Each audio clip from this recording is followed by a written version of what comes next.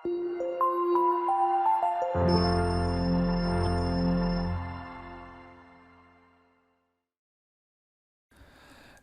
ಸ್ನೇಹಿತರೆ, ಅಮೋಘ ವರ್ಷ ಕೋಚಿಂಗ್ ಸೆಂಟರ್ ಯೂಟ್ಯೂಬ್ ಚಾನಲ್ಗೆ ನಿಮಗೆಲ್ಲ ಸ್ವಾಗತ. ಇವತ್ತಿನ ಪ್ರಮುಖವಾದಂತಹ ಕರೆಂಟ್ ಅಫೇರ್ಸ್ ಟಾಪಿಕ್ಗಳನ್ನು ಡಿಸ್ಕಸ್ ಮಾಡೋಣ. ನಾಳೆಯಿಂದ ಅಂದರೆ ಸೆಪ್ಟೆಂಬರ್ 6ನೇ ತಾರೀಕಿನಿಂದ ಹೊಸ ಕಮರ್ಷಿಯಲ್ ಟ್ಯಾಕ್ಸ್ ಇನ್ಸ್ಪೆಕ್ಟರ್ ಮತ್ತು ಗ್ರೂಪ್ ಸಿ ಕ್ಲಾಸಸ್ಗಳನ್ನು ಪ್ರಾರಂಭ ಮಾಡಲಾಗ್ತಾ ಇದೆ. ಸ್ಪೆಸಿಫಿಕ್ ಆಗಿ ಗ್ರೂಪ್ ಸಿ ಮತ್ತು ಈ ಕಮರ್ಷಿಯಲ್ ಟ್ಯಾಕ್ಸ್ ಇನ್ಸ್ಪೆಕ್ಟರ್ ರೀಸೆಂಟಾಗಿ ಇದನ್ನು ಕಾಲ್ಫಾರ್ಮ್ ಮಾಡಿದ್ದಾರೆ ಎಕ್ಸಾಮ್ನ. ಸೊ ಈ ಎಕ್ಸಾಮ್ಗೆ ಪ್ರಿಪೇರ್ ಮಾಡ್ತಾ ಇರುವಂತಹ ಸ್ಟೂಡೆಂಟ್ಸ್ಗಳಿಗೆ ಈ ಕೋರ್ಸಸ್ಗಳನ್ನು ಡಿಸೈನ್ ಮಾಡಲಾಗಿದ್ದು, ಇಂಟ್ರೆಸ್ಟ್ ಇರುವಂತಹ ಪ್ರಿಪೇರ್ ಮಾಡಬೇಕು ಅಂತ ಇರುವಂತಹ ಸೀರಿಯಸ್ ಅಸ್ಪಿರೆಂಟ್ಸ್ಗಳು ವಿಜಯನಗರದಲ್ಲಿರುವಂತಹ ಬ್ರಾಂಚ್ಗೆ ಭೇಟಿ ನೀಡೋದರ ಮೂಲಕ ಅಡ್ಮಿಷನ್ ಮಾಡ್ಕೋಬೋದು. ಅಥವಾ ನಿಮ್ಮ ಯಾವುದೇ ಕ್ವೆರೀಸ್ಗಳಿದ್ದಾವೆ ಅಂತಂದರೆ ಈ ಕೆಳಗಿನ ಕಾಂಟ್ಯಾಕ್ಟ್ ನಂಬರನ್ನು ಸಂಪರ್ಕಿಸೋದರ ಮೂಲಕ ನಿಮ್ಮ ಕ್ವೆರೀಸ್ಗಳನ್ನು ಕ್ಲಿಯರ್ ಮಾಡಿಕೊಂಡು ಅಡ್ಮಿಷನ್ ಮಾಡ್ಕೋಬೋದು. ಇನ್ನು ಇವತ್ತಿನ ಡಿಸ್ಕಷನ್ನನ್ನು ಪ್ರಾರಂಭ ಮಾಡೋಣ.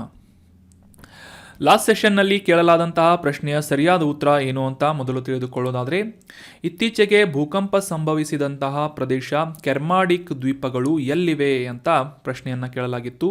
ಆಪ್ಷನ್ಗಳಲ್ಲಿ ಸರಿಯಾದ ಉತ್ತರ ಏನು ಅಂತಂದರೆ ಆಪ್ಷನ್ 2, ಪೆಸಿಫಿಕ್ ಮಹಾಸಾಗರದಲ್ಲಿ ಈ ಕೆರ್ಮಾಡಿಕ್ ಐಲ್ಯಾಂಡ್ಸ್ಗಳನ್ನು ನಾವು ಕಾಣಬಹುದಾಗಿದೆ. ಒಂದು ಇಮೇಜ್ನಲ್ಲಿ ಕ್ಲಿಯರ್ ಆಗಿ ನೋಡ್ಬೋದು. ಮ್ಯಾಪನ್ನು ಅಂಡರ್ಸ್ಟ್ಯಾಂಡ್ ಮಾಡ್ಕೊಳ್ಳೋದಾದರೆ, ಈ ನ್ಯೂಜಿಲ್ಯಾಂಡ್ನಿಂದ ಈಶಾನ್ಯ ಭಾಗಕ್ಕೆ ಸುಮಾರು 1000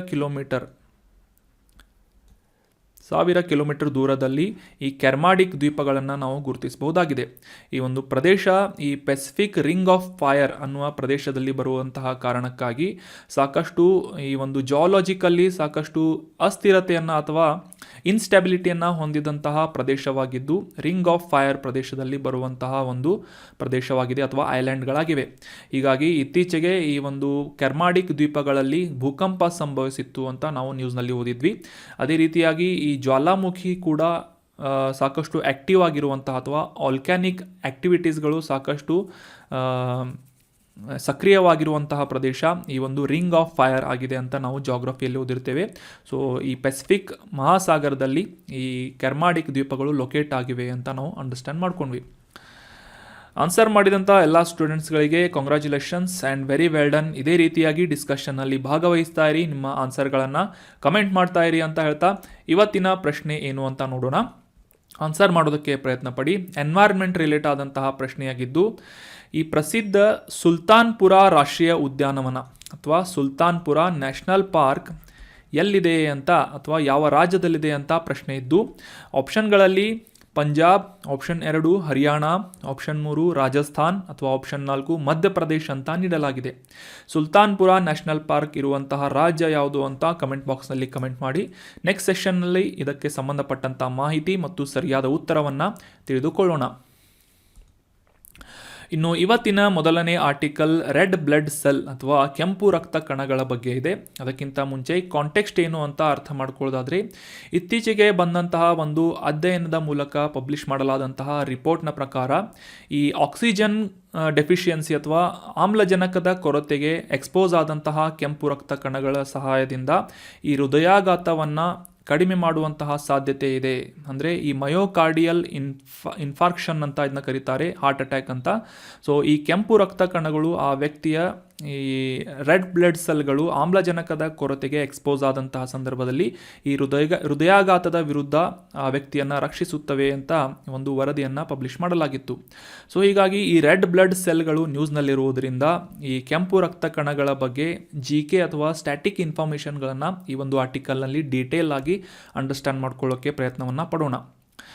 ಯಾವ ರೀತಿಯಾಗಿ ಈ ನಮ್ಮ ಮಾನವನ ದೇಹದಲ್ಲಿ ರಕ್ತದ ಕೆಲವೊಂದಿಷ್ಟು ವಿಶೇಷ ಭಾಗಗಳಾದಂತಹ ಅಥವಾ ಅಂಶಗಳಾದಂತಹ ಪ್ಲಾಸ್ಮಾ ಆಗಿರ್ಬೋದು, ಪ್ಲೇಟ್ಲೆಟ್ಸ್ಗಳಾಗಿರ್ಬೋದು, ವೈಟ್ ಬ್ಲಡ್ ಸೆಲ್ ಅಥವಾ ಬಿಳಿ ರಕ್ತ ಕಣಗಳಾಗಿರ್ಬೋದು, ಅದೇ ರೀತಿಯಾದಂತಹ ಪ್ರಮುಖವಾದಂತಹ ಅಂಶ ಈ ಕೆಂಪು ರಕ್ತ ಕಣ ಅಥವಾ ರೆಡ್ ಬ್ಲಡ್ ಸೆಲ್ ಅಂತ ಕೂಡ ಗುರುತಿಸಿಕೊಳ್ಳುತ್ತೆ.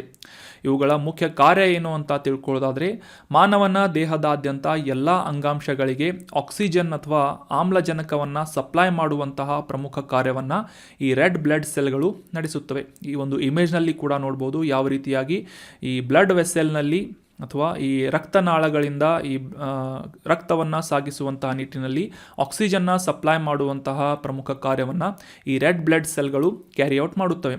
ಅದೇ ರೀತಿಯಾಗಿ ಎಲ್ಲ ಅಂಗಾಂಶಗಳಿಗೂ ಆಮ್ಲಜನಕವನ್ನು ತಲುಪಿಸಿ ನಂತರ ಆ ಅಂಗಾಂಶಗಳಿಂದ ಈ ಎನರ್ಜಿಯನ್ನು ಪ್ರೊಡ್ಯೂಸ್ ಮಾಡಲಾಗುತ್ತೆ ಅಥವಾ ಶಕ್ತಿಯನ್ನು ಉತ್ಪಾದನೆ ಮಾಡಲಾಗುತ್ತೆ.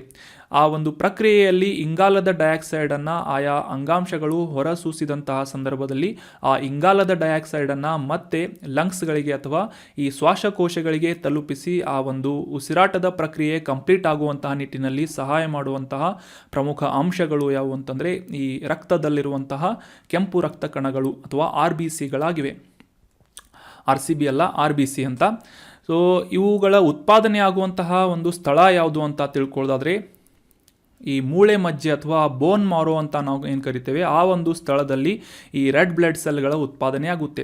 ಸಾಮಾನ್ಯವಾಗಿ ಒಂದು ಸಲ ಹುಟ್ಟಿದಂತಹ ಈ ರೆಡ್ ಬ್ಲಡ್ ಸೆಲ್ಗಳು 120 ದಿನಗಳವರೆಗೆ ಕಾರ್ಯವನ್ನು ನಿರ್ವಹಿಸಿ ನಂತರ ಸತ್ತು ಹೋಗುತ್ತವೆ. ಸೊ ಇವುಗಳ ಒಂದು ಅವಧಿ ಎಷ್ಟು ಅಂತಂದರೆ, ಕಾರ್ಯನಿರ್ವಹಿಸುವಂತಹ ಅವಧಿ ಎಷ್ಟು ಅಂದರೆ ಸುಮಾರು 120 ದಿನಗಳಾಗಿವೆ. ಇನ್ನು ಈ ಒಂದು ರೆಡ್ ಬ್ಲಡ್ ಸೆಲ್ಗಳಲ್ಲಿರುವಂತಹ ಪ್ರಮುಖವಾದಂತಹ ಪ್ರೋಟೀನ್ ಆಗಿ ಗುರುತಿಸಿಕೊಳ್ಳುವಂತಹ ಹಿಮೋಗ್ಲೋಬಿನ್ ಕೂಡ ಇದೇ ರೀತಿಯಾಗಿ ಆಕ್ಸಿಜನ್ನನ್ನು ಈ ಒಂದು ಶ್ವಾಸಕೋಶದಿಂದ ಇತರ ಎಲ್ಲ ಅಂಗಾಂಶಗಳಿಗೂ ತಲುಪಿಸುವಂತಹ ಒಂದು ಪ್ರಮುಖವಾದಂತಹ ಪ್ರೋಟೀನ್ ಆಗಿ ಗುರುತಿಸಿಕೊಳ್ಳುತ್ತೆ. ಇದನ್ನು ಹಿಮೋಗ್ಲೋಬಿನ್ ಅಂತ ಕರೆಯಲಾಗುತ್ತೆ. ಆಕ್ಸಿಜನನ್ನು ಹೊತ್ತೊಯ್ಯುವಂತಹ ಅಥವಾ ಆಕ್ಸಿಜನ್ನೊಂದಿಗೆ ಬೈಂಡಿಂಗ್ ಆದಂತಹ ಈ ಹಿಮೋಗ್ಲೋಬಿನನ್ನು ಆಕ್ಸಿ ಹಿಮೋಗ್ಲೋಬಿನ್ ಅಂತ ಕರೆದರೆ, ಕಾರ್ಬನ್ ಡೈಆಕ್ಸೈಡ್ನೊಂದಿಗೆ ಬೈಂಡಿಂಗ್ ಆದಂತಹ ಅಂದರೆ ಈ ಅಂಗಾಂಶಗಳಿಂದ ಕಾರ್ಬನ್ ಡೈಆಕ್ಸೈಡನ್ನು ಮತ್ತೆ ಶ್ವಾಸಕೋಶಗಳಿಗೆ ತಲುಪಿಸುವಂತಹ ನಿಟ್ಟಿನಲ್ಲಿ ಈ ಒಂದು ಕಾರ್ಬನ್ ಡೈಆಕ್ಸೈಡ್ ಅಥವಾ ಇಂಗಾಲದ ಡೈಆಕ್ಸೈಡನ್ನು ಹೊತ್ತೊಯ್ಯುವಂತಹ ಈ ಹಿಮೋಗ್ಲೋಬಿನ್ ಪ್ರೋಟೀನನ್ನು ಕಾರ್ಬಾ ಅಮಿನೋ ಹಿಮೋಗ್ಲೋಬಿನ್ ಅಂತ ಕರೆಯಲಾಗುತ್ತೆ ಅಥವಾ ಕಾರ್ಬಾಮಿನೋ ಹಿಮೋಗ್ಲೋಬಿನ್ ಅಂತ ಕರೆಯಲಾಗುತ್ತೆ. ಇದರೊಂದಿಗೆ ಅಂದರೆ ಈ ಹಿಮೋಗ್ಲೋಬಿನ್ನೊಂದಿಗೆ ಕಾರ್ಬನ್ ಡೈಆಕ್ಸೈಡ್ ಮಿಕ್ಸ್ ಆಗಿದ್ದರೆ ಅದನ್ನು ಕಾರ್ಬಾಮಿನೋ ಹಿಮೋಗ್ಲೋಬಿನ್ ಅಂತ ಕರೀತಾರೆ. ಅದೇ ರೀತಿಯಾಗಿ ಆಕ್ಸಿಜನ್ ಮಿಕ್ಸ್ ಆಗಿದ್ದರೆ ಆಕ್ಸಿ ಹಿಮೋಗ್ಲೋಬಿನ್ ಅಂತ ಇದನ್ನು ಕರೆಯಲಾಗುತ್ತೆ. ಈ ಹಿಮೋಗ್ಲೋಬಿನ್ ಅನ್ನೋದು ರೆಡ್ ಬ್ಲಡ್ ಸೆಲ್ ಅಥವಾ ಕೆಂಪು ರಕ್ತ ಕಣದಲ್ಲಿರುವಂತಹ ಒಂದು ವಿಶೇಷವಾದಂತಹ ಪ್ರೋಟೀನ್ ಆಗಿ ಗುರುತಿಸಿಕೊಳ್ಳುತ್ತೆ. ಇನ್ನು ಮಾನವನ ದೇಹದಲ್ಲಿ ಈ ಕೆಂಪು ರಕ್ತ ಕಣಗಳ ಕೊರತೆ ಏನು ಅಂದರೆ ಇದು ಅನಿಮಿಯಾ ಅನ್ನುವ ಕಂಡೀಷನನ್ನು ಗುರುತಿಸಿಕೊಳ್ಳಲಾಗುತ್ತೆ. ಸಾಮಾನ್ಯವಾಗಿ ಈ ಅನಿಮಿಯಾ ಅಥವಾ ರಕ್ತಹೀನತೆಯಿಂದ ಬಳಲ್ತಾ ಇರುವಂತಹ ಅಥವಾ ಈ ಕೆಂಪು ರಕ್ತ ಕಣಗಳ ಹೀನತೆಯಿಂದ ಬಳಲ್ತಾ ಇರುವಂತಹ ವ್ಯಕ್ತಿ ಸಾಮಾನ್ಯವಾಗಿ ಈ ಸುಸ್ತಾಗಿರ್ಬೋದು ಅಥವಾ ಉಸಿರಾಟದ ತೊಂದರೆ ಆಗಿರ್ಬೋದು ಅಥವಾ ತಲೆ ತಿರುಗುವಂತಹ ಲಕ್ಷಣಗಳನ್ನು ತೋರಿಸ್ತಾನೆ. ಈ ಒಂದು ರೆಡ್ ಬ್ಲಡ್ ಸೆಲ್ಗಳ ಕೌಂಟ್ ಜಾಸ್ತಿ ಆಗಬೇಕು ಅಂತಂತಂದರೆ ಆ ಒಬ್ಬ ವ್ಯಕ್ತಿ ಈ ಕಬ್ಬಿಣದ ಅಂಶ ಇರುವಂತಹ ಮತ್ತು ವಿಟಮಿನ್ಗಳು, ಪೋಷಕಾಂಶಗಳು, ಮಿನರಲ್ಸ್ಗಳು ಹೆಚ್ಚಾದಂತಹ ಆಹಾರವನ್ನು ಸೇವನೆ ಮಾಡುವುದು ಅಗತ್ಯವಾಗಿರುತ್ತದೆ. ಮುಖ್ಯವಾಗಿ ಕಬ್ಬಿಣದ ಅಂಶ ಇರುವಂತಹ ಆಹಾರವನ್ನು ಆ ವ್ಯಕ್ತಿ ಸೇವಿಸಿದರೆ ಈ ರೆಡ್ ಬ್ಲಡ್ ಸೆಲ್ಗಳ ಒಂದು ಉತ್ಪಾದನೆ ಜಾಸ್ತಿ ಆಗುತ್ತೆ ಬೋನ್ ಮಾರೋನಲ್ಲಿ ಅಂತ ನಾವು ಅಂಡರ್ಸ್ಟ್ಯಾಂಡ್ ಮಾಡ್ಕೋಬಹುದಾಗಿದೆ. ಅದೇ ರೀತಿಯಾಗಿ ಇನ್ನೊಂದು ಪ್ರಮುಖವಾದಂತಹ ಅಪರೂಪದ ಕಾಯಿಲೆ ಕೂಡ ಈ ಒಂದು ರಕ್ತಹೀನತೆಯಿಂದ ಉಂಟಾಗುತ್ತೆ. ಇದು ಒಂದು ಆನುವಂಶಿಕವಾದಂತಹ ಬ್ಲಡ್ ಡಿಸಾರ್ಡರ್ ಆಗಿದೆ. ಇನ್ಹೆರಿಟೆಡ್ ಬ್ಲಡ್ ಡಿಸಾರ್ಡರ್ ಅಂತಂದರೆ ಆನುವಂಶಿಕ ರಕ್ತದ ಅಸ್ವಸ್ಥತೆ ಅಂತ ಕರೆಸಿಕೊಳ್ಳುತ್ತೆ. ಇದನ್ನು ಸಿಕಲ್ ಸೆಲ್ ಅನಿಮಿಯಾ ಅಂತ ಗುರುತಿಸಲಾಗುತ್ತೆ. ಇದು ಒಂದು ರೇರ್ ಡಿಸೀಸ್ ಅಥವಾ ಅಪರೂಪದ ಕಾಯಿಲೆ ಅಂತ ಗುರುತಿಸಿಕೊಳ್ಳುತ್ತೆ. ಈ ಸಿಕಲ್ ಸೆಲ್ ಅನಿಮಿಯಾನ ಹೊಂದಿದಂತಹ ಈ ರೋಗವನ್ನು ಹೊಂದಿದಂತಹ ರೋಗಿ ಸಾಮಾನ್ಯವಾಗಿ ಅವನ ಹಿಮೋಗ್ಲೋಬಿನ್ ಅಂಶದ ಮೇಲೆ ಹೆಚ್ಚಾಗಿ ಈ ಒಂದು ರೋಗ ಪರಿಣಾಮ ಬೀರುತ್ತದೆ. ಇಮೇಜ್ನಲ್ಲಿ ಕ್ಲಿಯರ್ ಆಗಿ ನೋಡ್ಬೋದು. ಈ ಸಿಕಲ್ ಸೆಲ್ ಅನಿಮಿಯಾವನ್ನು ಹೊಂದಿದಂತಹ ರೋಗಿಯ ಕೆಂಪು ರಕ್ತ ಕಣಗಳು ಯಾವ ರೀತಿಯಾಗಿ ಈ ಕುಡುಗೋಲಿನಂತೆ ವಿರೂಪವನ್ನು ಹೊಂದಿವೆ ಅಂತ, ಅರ್ಧ ಚಂದ್ರಾಕೃತಿ ಅಥವಾ ಸಿಕಲ್ ಅಂತಂದರೆ ಈ ಕುಡುಗೋಲು ಅಂತ ನಾವು ಕರಿತೇವೆ. ಸೊ ಅದೇ ರೀತಿಯಾಗಿ ಈ ಸಾಮಾನ್ಯವಾದಂತಹ ವ್ಯಕ್ತಿಯ ರಕ್ತ ಕಣಗಳು ಈ ರೀತಿಯಾಗಿ ಈ ಒಂದು ರೂಪದಲ್ಲಿದ್ದರೆ ಅವುಗಳ ಒಂದು ವಿರೂಪವಾದಂತಹ ಅಥವಾ ಕುರೂಪವಾದಂತಹ ಒಂದು ರಕ್ತ ಕಣಗಳನ್ನು ನಾವು ಇಲ್ಲಿ ಗಮನಿಸಬಹುದು. ಈ ರೀತಿಯಾದಂತಹ ಬ್ಲಡ್ ಸೆಲ್ಗಳನ್ನು ಹೊಂದಿದರೆ ಆ ವ್ಯಕ್ತಿಯ ಈ ಸಿಕಲ್ ಸೆಲ್ ಅನಿಮಿಯಾ ರೋಗಕ್ಕೆ ಈಡಾಗಿದ್ದಾನೆ ಅಂತ ನಾವು ಬ್ಲಡ್ ಟೆಸ್ಟ್ ಮುಖಾಂತರ ಅರ್ಥ ಮಾಡ್ಕೋಬೋದಾಗಿದೆ. ಸೊ ಈ ಒಂದು ಸಿಕಲ್ ಸೆಲ್ ಅನಿಮಿಯಾಗೆ ಯಾವುದೇ ರೀತಿಯಾಗಿ ಸ್ಪೆಸಿಫಿಕ್ ಆದಂತಹ ಟ್ರೀಟ್ಮೆಂಟ್ ಲಭ್ಯ ಇಲ್ಲದೇ ಇದ್ದರೂ ಕೂಡ ಬೋನ್ ಮಾರೋ ಅಥವಾ ಸ್ಟೆಮ್ ಸೆಲ್ ಟ್ರಾನ್ಸ್ಪ್ಲಾಂಟೇಷನ್ ಅಥವಾ ಕಾಂಡಕೋಶ ಕಸಿ ಮಾಡುವ ಒಂದು ವಿಧಾನದ ಮೂಲಕ ಟ್ರೀಟ್ಮೆಂಟನ್ನು ನೀಡಲಾಗುತ್ತೆ. ಅಷ್ಟೇ ಅಲ್ಲದೆ ಈ ಒಂದು ಕೆಲವೊಂದಿಷ್ಟು ರೋಗ ಲಕ್ಷಣಗಳನ್ನು ಹೋಗಲಾಡಿಸುವುದಕ್ಕೆ ಕೆಲವೊಂದಿಷ್ಟು ಸಿಂಪ್ಟಮ್ಸ್ಗಳಿಗೆ ಟ್ರೀಟ್ಮೆಂಟನ್ನು ಕೂಡ ನೀಡಲಾಗುತ್ತೆ. ಆದರೆ ಕಂಪಲ್ಸರಿಯಾಗಿ ಈ ಒಂದು ಲಾಂಗ್ ಟರ್ಮ್ ಟ್ರೀಟ್ಮೆಂಟ್ ಬೇಕು ಅಂತಂದರೆ ಈ ಒಂದು ಸ್ಟೆಮ್ ಸೆಲ್ ಟ್ರಾನ್ಸ್ಪ್ಲಾಂಟೇಷನ್ ಕಂಪಲ್ಸರಿಯಾಗಿ ಮಾಡಬೇಕಾಗುತ್ತೆ.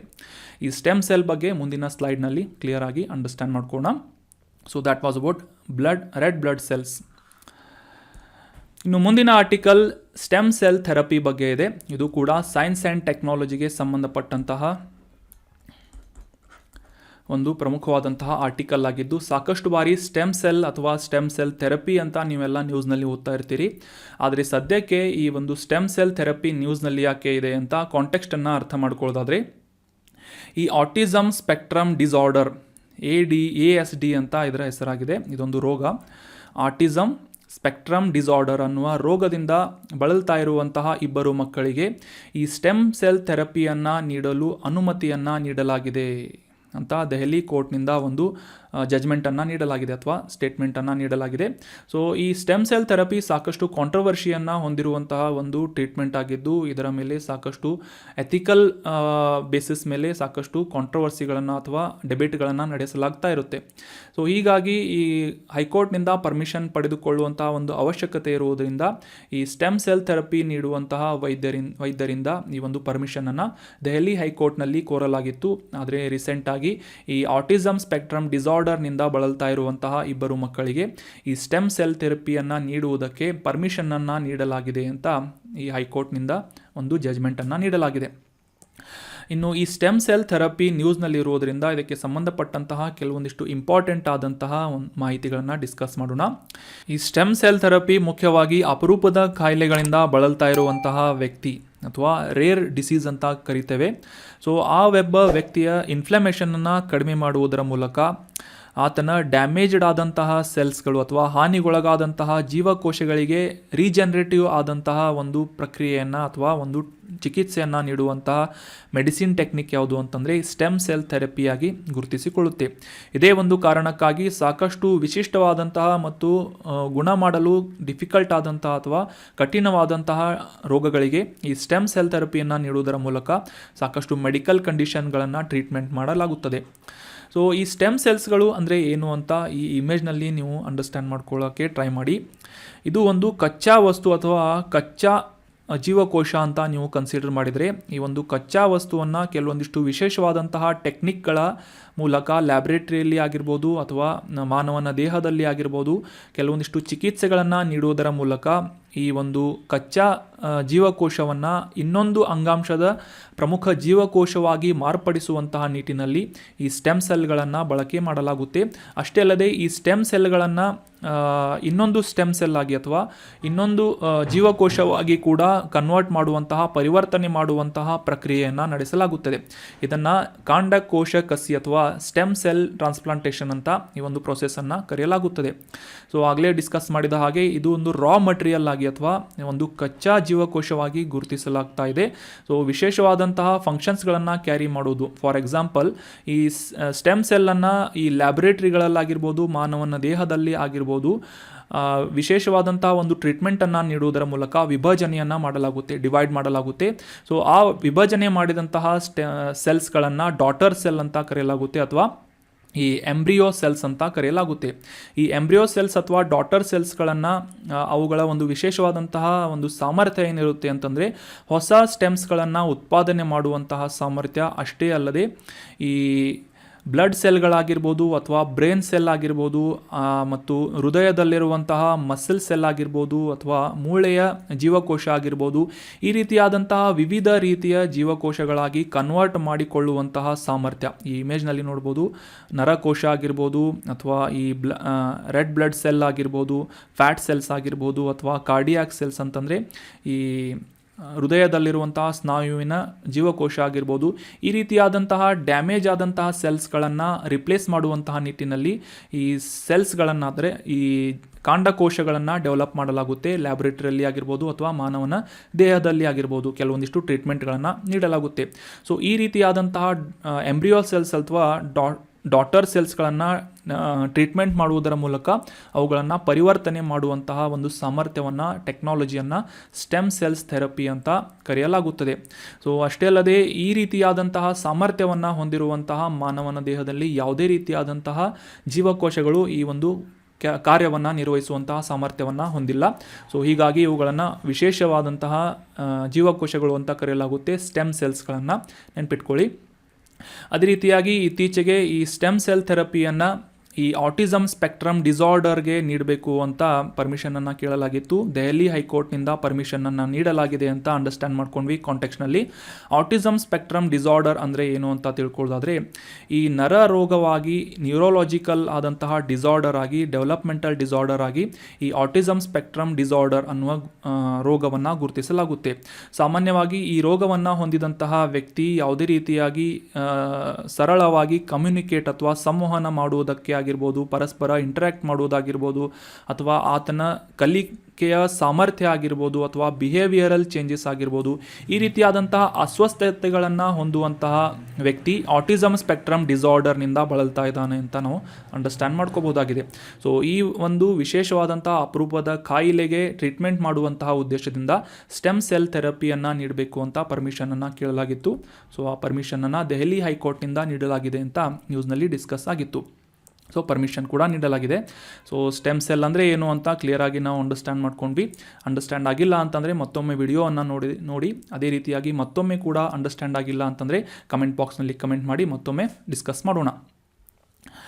ಇನ್ನು ಮುಂದಿನ ಆರ್ಟಿಕಲ್ ಆರ್ಟ್ ಆ್ಯಂಡ್ ಕಲ್ಚರ್ಗೆ ಸಂಬಂಧಪಟ್ಟಂತಹ ಒಂದು ಪ್ರಮುಖವಾದಂತಹ ಆರ್ಟಿಕಲ್ ಆಗಿದ್ದು, ಪುಲಿಕಲಿ ಅನ್ನುವ ಒಂದು ಆರ್ಟ್ ಫಾರ್ಮ್ ಅಥವಾ ಜನಪದ ಕಲಾ ಪ್ರಕಾರದ ಬಗ್ಗೆ ಡಿಸ್ಕಸ್ ಮಾಡೋಣ. ರೀಸೆಂಟಾಗಿ ಲಾಸ್ಟ್ ಸೆಷನ್ನಲ್ಲಿ ನಾವು ಕಥಕಳಿ ಮತ್ತು ಸೀತಾಕಳಿ ಬಗ್ಗೆ ಕೇಳಿದ್ವಿ. ಅದೇ ರೀತಿಯಾಗಿ ಪುಲಿಕಳಿ ಅನ್ನುವ ಈ ಒಂದು ಕಲಾ ಪ್ರಕಾರ ಕೂಡ ಕೇರಳದ ಸ್ಥಳೀಯವಾದಂತಹ ಒಂದು ಪ್ರಮುಖವಾದಂತಹ ಆರ್ಟ್ ಫಾರ್ಮ್ ಆಗಿ ಅಥವಾ ಜನಪದ ಫೋಕ್ ಆರ್ಟ್ ಫಾರ್ಮ್ ಆಗಿ ಗುರುತಿಸಿಕೊಳ್ಳುತ್ತದೆ. ಕಾಂಟೆಕ್ಸ್ಟನ್ನು ಮೊದಲಿಗೆ ಅರ್ಥ ಮಾಡ್ಕೊಳ್ಳೋದಾದರೆ, ಓಣಂ ಉತ್ಸವವನ್ನು ಆಚರಿಸ್ತಾ ಇರುವಂತಹ ಕೇರಳದಲ್ಲಿ 10 ದಿನಗಳವರೆಗೆ ಕಾರ್ನಿವಲ್ ಫೆಸ್ಟಿವಲನ್ನು ಕೂಡ ಆಯೋಜನೆ ಮಾಡಲಾಗುತ್ತೆ. ಇದೇ ಒಂದು ಸಂದರ್ಭದಲ್ಲಿ, ಈ ಕಾರ್ನಿವಲ್ ಉತ್ಸವದ ಸಂದರ್ಭದಲ್ಲಿ ಸಾಕಷ್ಟು ಜನರು ಹುಲಿಗಳ ವೇಷವನ್ನು, ಚಿರತೆಗಳ ವೇಷವನ್ನು ಹಾಕಿಕೊಂಡು ಬೀದಿಯಲ್ಲಿ ಈ ಪುಲಿಕಲಿ ಪ್ರದರ್ಶನವನ್ನು ಮಾಡಿದರು ಅಂತ ಈ ಒಂದು ಇಮೇಜ್ನಲ್ಲಿ ನೋಡ್ಬೋದು. ಯಾವ ರೀತಿಯಾಗಿ ಜನರು ಈ ಹುಲಿ ಮತ್ತು ಚಿರತೆಗಳ ವೇಷವನ್ನು ಹಾಕಿಕೊಂಡು ಪ್ರದರ್ಶನವನ್ನು ಮಾಡ್ತಾ ಇದ್ದಾರೆ, ಕಲಾ ಪ್ರದರ್ಶನವನ್ನು ಅಂತ ಸೊ ಮಾಡಿದರು ಅಂತ ನ್ಯೂಸ್ನಲ್ಲಿ ಪಬ್ಲಿಷ್ ಆಗಿತ್ತು. ಸೊ ಹೀಗಾಗಿ ಈ ಪುಲಿಕಲಿ ಅನ್ನುವ ಈ ಒಂದು ಜನಪದ ಕಲಾ ಪ್ರಕಾರದ ಕುರಿತಾದಂಥ ಕೆಲವೊಂದಿಷ್ಟು ಮಾಹಿತಿಗಳನ್ನು ಅಂಡರ್ಸ್ಟ್ಯಾಂಡ್ ಮಾಡ್ಕೊಳ್ಳೋದಕ್ಕೆ ಟ್ರೈ ಮಾಡೋಣ. ಆಗಲೇ ಡಿಸ್ಕಸ್ ಮಾಡಿದ ಹಾಗೆ ಕೇರಳದ ಪ್ರಮುಖವಾದಂತಹ ಫೋಕ್ ಆರ್ಟ್ ಫಾರ್ಮ್ ಅಥವಾ ಜನಪದ ಕಲಾ ಪ್ರಕಾರವಾಗಿ ಈ ಪುಲಿಕಲಿಯನ್ನು ಗುರುತಿಸಲಾಗುತ್ತೆ. ಸಾಮಾನ್ಯವಾಗಿ 10 ದಿನಗಳವರೆಗೆ ಈ ಓಣಂ ಅನ್ನುವ ಹಬ್ಬದ ಉತ್ಸವವನ್ನು ಅಥವಾ ಕಾರ್ನಿವಲ್ ಫೆಸ್ಟಿವಲನ್ನು ಆಯೋಜನೆ ಮಾಡಲಾಗುತ್ತೆ. ಈ ಓಣಂ ಹಬ್ಬದ 4ನೇ ದಿನದಂದು ಕಲಾವಿದರು ಈ ಪುಲಿಕಲಿ ಅನ್ನುವ ಪ್ರಕಾರವನ್ನು ಪ್ರದರ್ಶನ ಮಾಡುವಂಥ ಉದ್ದೇಶದಿಂದ ಹುಲಿಗಳಂತೆ ಹಳದಿ, ಕೆಂಪು, ಕಪ್ಪು ಪಟ್ಟೆಗಳಿಂದ ತಮ್ಮನ್ನು ತಾವು ಪೇಂಟಿಂಗ್ ಮಾಡುವುದರ ಮೂಲಕ ಅವರ ಪ್ರಮುಖವಾದಂತಹ ತಾಳವಾದ್ಯಗಳಾದಂತಹ ತಾಕೀಲ್ ಆಗಿರ್ಬೋದು, ಉಡುಕು ಆಗಿರ್ಬೋದು, ಚಂಡೆ ಆಗಿರ್ಬೋದು, ಈ ರೀತಿಯಾದಂತಹ ತಾಳವಾದ್ಯಗಳನ್ನು ಹಿಡಿದು ನೃತ್ಯವನ್ನು ಪ್ರದರ್ಶನ ಮಾಡಲಾಯಿತು ಅಂತ ನ್ಯೂಸ್ನಲ್ಲಿ ಪಬ್ಲಿಷ್ ಆಗಿತ್ತು. ಅದೇ ರೀತಿಯಾಗಿ ಇದು ಐತಿಹಾಸಿಕವಾದಂತಹ ಮಹತ್ವವನ್ನು ಮತ್ತು ರೆಕಾರ್ಡ್ಗಳನ್ನು ಹೊಂದಿದ್ದು, ಕೊಚ್ಚಿನ್ ಅಂದರೆ ಕೇರಳದ ಕೊಚ್ಚಿನ್ ಪ್ರದೇಶದ ದೊರೆಯಾದಂತಹ ಮಹಾರಾಜ ರಾಮವರ್ಮ ಸಕ್ತನ್ ಥಂಪುರನ್ ಅವರ ಒಂದು ಸಂದರ್ಭದಲ್ಲಿ ಈ ಪುಲಿಕಲಿ ಅನ್ನುವ ಒಂದು ಜನಪದ ಕಲಾ ಪ್ರಕಾರವನ್ನು ಕೇರಳದಲ್ಲಿ ಮೊದಲ ಬಾರಿಗೆ ಇಂಟ್ರೊಡ್ಯೂಸ್ ಮಾಡಲಾಗಿತ್ತು. ಪುಲಿಕಲಿ ಅಂತ ನೆನ್ಪಿಟ್ಕೊಳ್ಳಿ. ಕಥಕಳಿ, ಪುಲಿಕಳಿ, ಅದೇ ರೀತಿಯಾಗಿ ನಿನ್ನೆ ನಾವು ಡಿಸ್ಕಸ್ ಮಾಡಿದ್ವಿ ಸೀತಾಕಳಿ ಅಂತ ಕೂಡ ಒಂದು ಪ್ರಕಾರವನ್ನು ಪರ್ಫಾರ್ಮ್ ಮಾಡಲಾಗುತ್ತೆ ಕೇರಳದಲ್ಲಿ ಅಂತ. ಕೇರಳ ರಾಜ್ಯದಲ್ಲಿ ಈ ದೊಡ್ಡ ಮತ್ತು ಪ್ರಮುಖವಾದಂತಹ ಹಬ್ಬವಾಗಿ ಓಣಂ ಹಬ್ಬವನ್ನು ಗುರುತಿಸಲಾಗುತ್ತೆ. ಈ ಮಲಯಾಳಂ ಕ್ಯಾಲೆಂಡರ್ನ ಕೊಲ್ಲಂ ಕ್ಯಾಲೆಂಡರ್ ಅಂತ ಕರೆಯಲಾಗುತ್ತೆ. ಅದರ ಮೊದಲ ತಿಂಗಳಾದಂತಹ ಚಿಂಗಂ ಅನ್ನುವ ತಿಂಗಳಲ್ಲಿ ಆರಂಭಿಕ ಸುಗ್ಗಿ ಹಬ್ಬವಾಗಿ ಈ ಓಣಂ ಹಬ್ಬವನ್ನು ಕೇರಳದಲ್ಲಿ ಆಯೋಜನೆ ಅಥವಾ ಆಚರಣೆ ಮಾಡಲಾಗುತ್ತೆ. ಇದೇ ಒಂದು ಸಂದರ್ಭದಲ್ಲಿ ಕಾರ್ನಿವಲ್ ಫೆಸ್ಟಿವಲನ್ನು 10 ದಿನಗಳವರೆಗೆ ಆಯೋಜನೆ ಮಾಡ್ತಾ ಇದ್ದು, 4ರಿಂದ 10 ದಿನಗಳವರೆಗೆ ಈ ಓಣಮನ್ನು ಪ್ರಮುಖವಾಗಿ ಈ ಕಾರ್ನಿವಲ್ ಫೆಸ್ಟಿವಲನ್ನು ಆಯೋಜನೆ ಮಾಡಲಾಗುತ್ತೆ. ಸೊ ಇದರ 4ನೇ ದಿನದಂದು ಪುಲಿಕಲಿಯನ್ನು ಪರ್ಫಾರ್ಮ್ ಮಾಡಲಾಗುತ್ತೆ ಅಂತ ಅಂಡರ್ಸ್ಟ್ಯಾಂಡ್ ಮಾಡ್ಕೊಂಡ್ವಿ. ಈ ಓಣಂ ಕಾರ್ನಿವಲ್ ಫೆಸ್ಟಿವಲ್ನ ಮುಖ್ಯವಾಗಿ ಮೊದಲನೇ ದಿನವನ್ನು ಅಥಮ್ ಅಂತ ಮತ್ತು 10ನೇ ದಿನವನ್ನು ತಿರು ಓಣಂ ಅಂತ ಗುರುತಿಸಲಾಗುತ್ತೆ. ಪ್ರಮುಖವಾದಂತಹ ಈ ಸಂದರ್ಭದಲ್ಲಿ ಜನಪ್ರಿಯವಾದಂತಹ ಸಾಕಷ್ಟು ಪ್ರಮುಖ ಆರ್ಟ್ ಫಾರ್ಮ್ಸ್ಗಳನ್ನು ಅಥವಾ ಕಲಾ ಪ್ರಕಾರಗಳನ್ನು ಕೇರಳದಲ್ಲಿ ಪ್ರದರ್ಶನ ಮಾಡಲಾಗುತ್ತೆ. ಇದರ ಒಂದು ಐತಿಹಾಸಿಕ ಅಥವಾ ದಂತಕಥೆಯ ಒಂದು ಸ್ಟೋರಿಯನ್ನು ತಿಳ್ಕೊಳ್ಳೋದಾದರೆ, ಈ ಓಣಂ ಸಮಯದಲ್ಲಿ ಕೇರಳಕ್ಕೆ ಈ ಬಲಿ ಚಕ್ರವರ್ತಿ ಅಥವಾ ರಾಜ ಮಹಾಬಲಿ ಚಕ್ರವರ್ತಿ ಆಗಮಿಸುತ್ತಾನೆ. ಆತನನ್ನು ಸ್ವಾಗತ ಮಾಡುವಂತಹ ಉದ್ದೇಶದಿಂದ ಈ ಓಣಂ ಹಬ್ಬವನ್ನು ಆಯೋಜನೆ ಮಾಡಲಾಗುತ್ತೆ ಅಂತ ಜನರ ನಂಬಿಕೆಯಾಗಿದೆ. ಅಷ್ಟೇ ಅಲ್ಲದೆ ಈ ವಲ್ಲಂಕಾಲಿ ಮತ್ತು ಪಂಪಾ ನದಿಗಳಲ್ಲಿ ಈ ಹಾವಿನ ದೋಣಿ ಸ್ಪರ್ಧೆ ಅಥವಾ ಈ ಸ್ನೇಕ್ ಬೋಟ್ ರೇಸ್ ಅಂತ ಕೂಡ ಕರೆಯಲಾಗುತ್ತೆ. ಇಮೇಜ್ನಲ್ಲಿ ನೋಡ್ಬೋದು ಸ್ನೇಕ್ ಬೋಟ್ ರೇಸ್ ಅಂತ. ಇದು ಪ್ರಸಿದ್ಧವಾಗಿದೆ. ಈ ಕೇರಳ ಪ್ರದೇಶದಲ್ಲಿ ನದಿಗಳಲ್ಲಿ ಅಥವಾ ಈ ಸಮುದ್ರದ ಒತ್ತುಗಳಲ್ಲಿ ಈ ಒಂದು ಪ್ರದರ್ಶನವನ್ನು ಅಥವಾ ಈ ಸ್ನೇಕ್ ಬೋಟ್ ರೇಸ್ಗಳನ್ನು ಕಂಡಕ್ಟ್ ಮಾಡಲಾಗುತ್ತದೆ. ನೆನ್ಪಿಟ್ಕೊಳ್ಳಿ, very important. Snake boat race ಸ್ಪರ್ಧೆಯನ್ನು ಎಲ್ಲಿ ಆಯೋಜನೆ ಮಾಡಲಾಗುತ್ತೆ ಅಂತಂದರೆ ಕೇರಳ ಅನ್ನೋದು ಕರೆಕ್ಟ್ ಆದಂಥ ಆನ್ಸರ್ ಆಗಿರುತ್ತೆ. ಅದೇ ರೀತಿಯಾಗಿ ಮಹಿಳೆಯರು ಕೂಡ ಈ ಕೈಕೊಟ್ಟಿ ಕಲಿ ಮತ್ತು ತುಂಬಿ ತುಳ್ಳಲ್ ಅನ್ನುವ ಓಣಂನ ಪ್ರಮುಖವಾದಂತಹ ದಿನಗಳಲ್ಲಿ ಈ ಒಂದು ಪ್ರದರ್ಶನವನ್ನು, ನೃತ್ಯ ಪ್ರದರ್ಶನವನ್ನು ಮಾಡ್ತಾರೆ ಅಂತ ನಾವು ಅಂಡರ್ಸ್ಟ್ಯಾಂಡ್ ಮಾಡ್ಕೋಬೋದು. So that was about detailed information of Onam and Pulikali. ಇನ್ನು ಮುಂದಿನ ಆರ್ಟಿಕಲ್ ಎನ್ವೈರ್ಮೆಂಟ್ ರಿಲೇಟ್ ಆದಂತಹ ಒಂದು ಮಾಹಿತಿಯಾಗಿದ್ದು, ಏಷ್ಯಾಟಿಕ್ ವೈಲ್ಡ್ ಡಾಗ್ ಅಥವಾ ಧೋಳೆ ಅಂತ ಕರೆಸಿಕೊಳ್ಳುವಂತಹ ಈ ಇಮೇಜ್ನಲ್ಲಿ ನೋಡುವಂತಹ ಪ್ರಾಣಿ ಇತ್ತೀಚೆಗೆ ಕರ್ನಾಟಕದ ಶಿವಮೊಗ್ಗ ಜಿಲ್ಲೆಯ ಗ್ರಾಮಸ್ಥರಿಗೆ ಆ ಒಂದು ನಾಯಿಗಳ ಅಥವಾ ಡೋಲೇಸ್ಗಳ ಗುಂಪು ಭೇಟಿ ನೀಡಿತ್ತು ಅಥವಾ ಜನರು ಇದನ್ನು ಒಂದು ವಿಟ್ನೆಸ್ ಮಾಡಿದ್ರು ಅಂತ ನ್ಯೂಸ್ನಲ್ಲಿ ಪಬ್ಲಿಷ್ ಆಗಿತ್ತು. ಯಾಕಂತಂದರೆ ಈ ಧೋಳೆ ಅಥವಾ ಏಷ್ಯಾಟಿಕ್ ವೈಲ್ಡ್ ಡಾಗ್ಗಳು ಸಾಕಷ್ಟು ನಾಚಿಕೆ ಸ್ವಭಾವದ ಪ್ರಾಣಿಗಳಾಗಿ ಗುರುತಿಸಿಕೊಳ್ಳುತ್ತವೆ. ಸೊ ಹೀಗಾಗಿ ಇವುಗಳ ಒಂದು ಗುಂಪು ಇತ್ತೀಚೆಗೆ ಶಿವಮೊಗ್ಗ ಜಿಲ್ಲೆಯಲ್ಲಿ ಭೇಟಿ ನೀಡಿತ್ತು ಅಥವಾ ಕಂಡು ಬಂದಿತ್ತು ಅಂತ ನ್ಯೂಸ್ನಲ್ಲಿ ಪಬ್ಲಿಷ್ ಆಗಿತ್ತು. ಸೊ ಹೀಗಾಗಿ ಈ ಏಷ್ಯಾಟಿಕ್ ವೈಲ್ಡ್ ಡಾಗ್ ಅಥವಾ ಢೋಳೆ ಅಂತ ಕರೆಸಿಕೊಳ್ಳುವಂತಹ ಈ ಅಪರೂಪದ ಪ್ರಾಣಿಗಳ ಬಗ್ಗೆ ಡೀಟೇಲ್ ಆಗಿ ಡಿಸ್ಕಸ್ ಮಾಡೋಣ. ಈ ವೈಲ್ಡ್ ಡಾಗ್ಸ್ಗಳು ಅಥವಾ ಢೋಲೆ ಅಂತ ಕರೆಸಿಕೊಳ್ಳುವಂತಹ ಪ್ರಾಣಿಗಳು ಮಧ್ಯ, ದಕ್ಷಿಣ, ಆಗ್ನೇಯ ಏಷ್ಯಾದ ಕಾಡುಗಳಲ್ಲಿ ಕಂಡುಬರುವಂತಹ ಅಪರೂಪದ ಕ್ಯಾನಿಡ್ ಪ್ರಭೇದಕ್ಕೆ ಸೇರಿದಂತಹ ಪ್ರಾಣಿಗಳಾಗಿ ಗುರುತಿಸಿಕೊಳ್ಳುತ್ತವೆ. ಕ್ಯಾನಿಡ್ ಅಂತಂದರೆ ಈ ನಾಯಿಯ ಜಾತಿಗೆ ಸಂಬಂಧಪಟ್ಟಂತಹ ಕತ್ತೆ ಕಿರುಬು ಆಗಿರ್ಬೋದು, ನರಿ ಆಗಿರ್ಬೋದು, ನಾಯಿಗಳಾಗಿರ್ಬೋದು, ತೋಳಗಳಾಗಿರ್ಬೋದು, ಇವುಗಳನ್ನು ಕ್ಯಾನಿಡ್ ಸಂತತಿಗೆ ಸೇರಿದಂತಹ ಪ್ರಭೇದಗಳು ಅಥವಾ ಪ್ರಾಣಿಗಳು ಅಂತ ಗುರುತಿಸಲಾಗುತ್ತದೆ. ಇನ್ನು ಈ ಏಷ್ಯಾಟಿಕ್ ವೈಲ್ಡ್ ಡಾಗ್ ಅಥವಾ ಢೋಲೆ ಅನ್ನುವ ಈ ಒಂದು ಕಾಡು ನಾಯಿಯ ಸೈಂಟಿಫಿಕ್ ನೇಮನ್ನು ಅಂಡರ್ಸ್ಟ್ಯಾಂಡ್ ಮಾಡ್ಕೊಳ್ಳೋದಾದರೆ ಕ್ಯೂನ್ ಆಲ್ಫಿನಸ್ ಅಂತ ಇದರ ವೈಜ್ಞಾನಿಕ ಹೆಸರಾಗಿದೆ. ಭಾರತೀಯ ಕಾಡು ನಾಯಿ, ಶಿಳ್ಳೆ ನಾಯಿ, ಕೆಂಪು ತೋಳ, ಕೆಂಪು ನಾಯಿ ಅಥವಾ ಈ ಬೆಟ್ಟದ ತೋಳ ಅಥವಾ ಪರ್ವತ ತೋಳ ಅಂತ ಕೂಡ ಈ ಢೋಲೆ ಅನ್ನುವ ಪ್ರಾಣಿಯನ್ನು ಗುರುತಿಸಲಾಗುತ್ತೆ. ಪೂರ್ವ ಮತ್ತು ಆಗ್ನೇಯ ಏಷ್ಯಾದಾದ್ಯಂತ ಮತ್ತು ಉತ್ತರಕ್ಕೆ ಸೈಬೀರಿಯಾದವರೆಗೆ ಅಂದರೆ ಈ ರಷ್ಯಾದಲ್ಲಿರುವಂಥ ಸೈಬೀರಿಯಾದ ಶೀತಲ ಪ್ರದೇಶದವರೆಗೆ ಕೂಡ ಕಂಡುಬರುವಂತಹ ಪ್ರಾಣಿಗಳು ಢೋಲೆ ಆಗಿವೆ. ಅಷ್ಟಲ್ಲದೆ ದಕ್ಷಿಣಕ್ಕೆ ಮಲೇಷ್ಯಾದ ದ್ವೀಪಗಳವರೆಗೂ ಮತ್ತು ಭಾರತದ ಪರ್ಯಾಯ ದ್ವೀಪದಲ್ಲಿ ಸಾಕಷ್ಟು ಪ್ರದೇಶಗಳಲ್ಲಿ ಈ ಢೋಲೆ ಪ್ರಾಣಿಗಳು ವ್ಯಾಪಿಸಿವೆ ಅಂತ ನಾವು ಅಂಡರ್ಸ್ಟ್ಯಾಂಡ್ ಮಾಡ್ಕೋಬೋದು. ಭಾರತದಾದ್ಯಂತ 3 ಪ್ರಮುಖ ಕ್ಲಸ್ಟರ್ಗಳಲ್ಲಿ ಇವುಗಳ ಡಿಸ್ಟ್ರಿಬ್ಯೂಷನ್ನ ನಾವು ಕಾಣಬಹುದಾಗಿದ್ದು, ಪಶ್ಚಿಮ ಘಟ್ಟಗಳಲ್ಲಿ, ಪೂರ್ವ ಘಟ್ಟಗಳಲ್ಲಿ ಮತ್ತು ಮಧ್ಯ ಭಾರತದ ಲ್ಯಾಂಡ್ಸ್ಕೇಪ್ಗಳಲ್ಲಿ ಸಾಕಷ್ಟು ವಿಶೇಷವಾಗಿ ಈ ಏಷ್ಯಾಟಿಕ್ ವೈಲ್ಡ್ ಡಾಗ್ಸ್ ಅಥವಾ ಢೋಲೆ ಅನ್ನುವ ಪ್ರಾಣಿಗಳನ್ನು ನಾವು ಕಾಣಬಹುದು. ಅದರಲ್ಲೂ ಕೂಡ ಪಶ್ಚಿಮ ಮತ್ತು ಪೂರ್ವ ಘಟ್ಟಗಳಲ್ಲಿ ಈ ಢೋಲೆ ಅನ್ನುವ ಪ್ರಾಣಿಯನ್ನು ಹೆಚ್ಚಿನ ಸಂಖ್ಯೆಯಲ್ಲಿ ನಾವು ಕಾಣಬಹುದಾಗಿದೆ. ಆದರೂ ಕೂಡ ಜನರಿಗೆ ಅಷ್ಟೊಂದು ಸಾಮಾನ್ಯವಾಗಿ ಕಂಡು ಬರದೇ ಇರುವಂತಹ ಅಪರೂಪದ ಪ್ರಾಣಿಗಳಾಗಿ ಈ ಢೋಲೆಗಳು ಗುರುತಿಸಿಕೊಳ್ಳುತ್ತವೆ.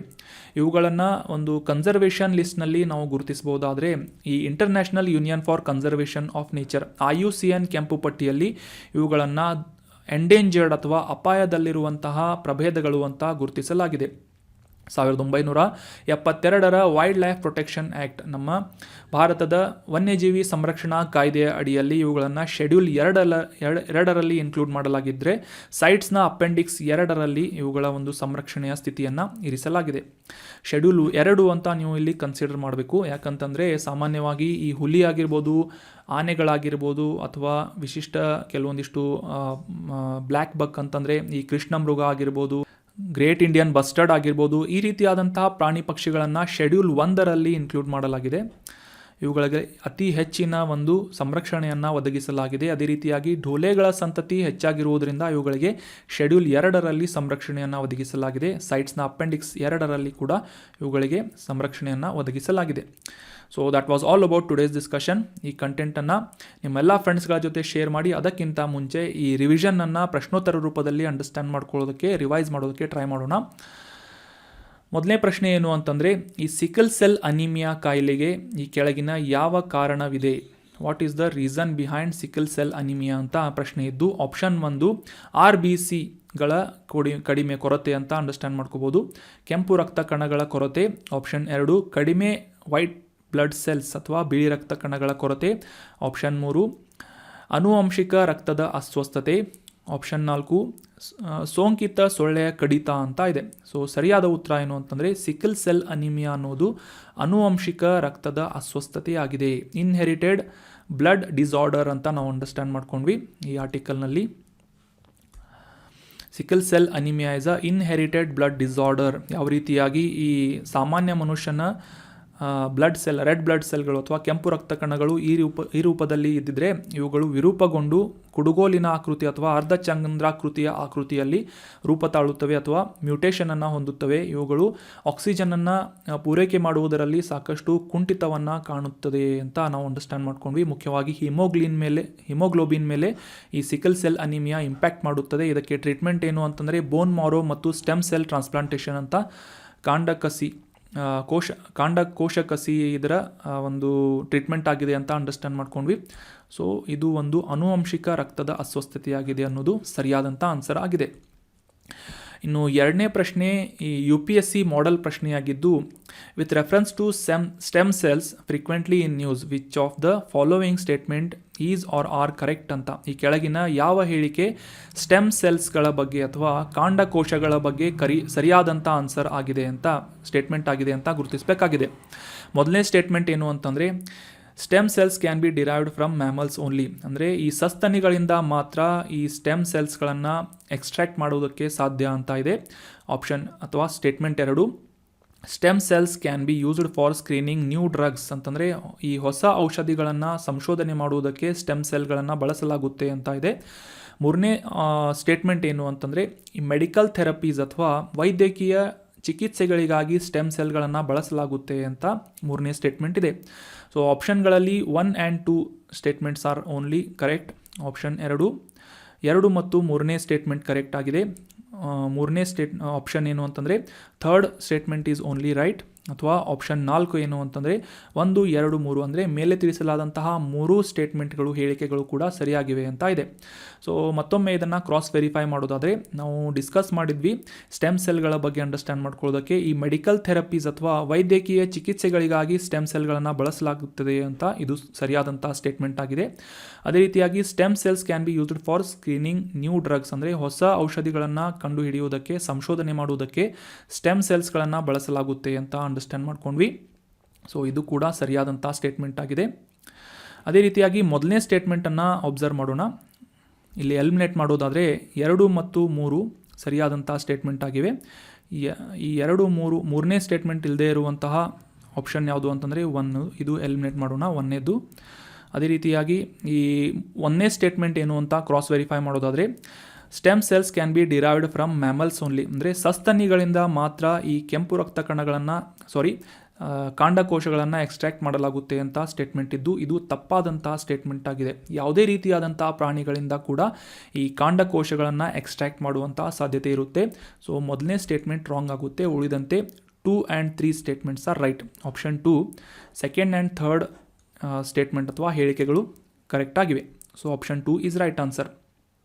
ಇನ್ನು ಮುಂದಿನ ಪ್ರಶ್ನೆ ಏನು ಅಂತ ನೋಡೋದಾದರೆ ಸ್ನೇಕ್ ಬೋಟ್ ರೇಸ್ ಅಥವಾ ಹಾವಿನ ದೋಣಿ ಸ್ಪರ್ಧೆಯನ್ನು ಈ ಕೆಳಗಿನ ಯಾವ ರಾಜ್ಯದಲ್ಲಿ ಪ್ರಸಿದ್ಧವಾಗಿ ಆಚರಿಸಲಾಗುತ್ತೆ ಅಂತ ಪ್ರಶ್ನೆ ಇದೆ.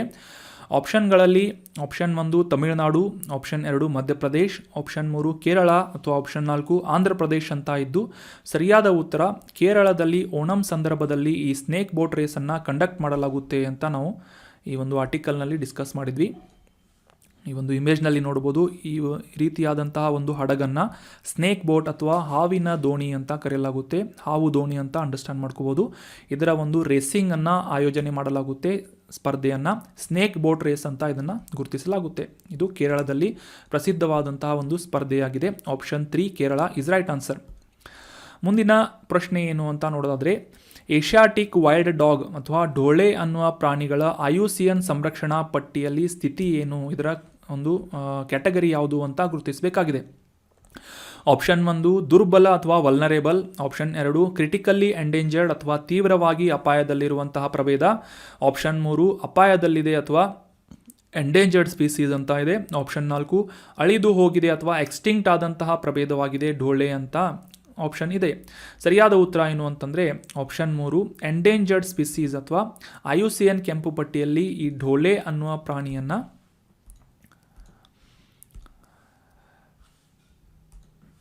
ಎಂಡೇಂಜರ್ಡ್ ಸ್ಪೀಸೀಸ್ ಆಗಿ ಗುರುತಿಸಲಾಗುತ್ತದೆ.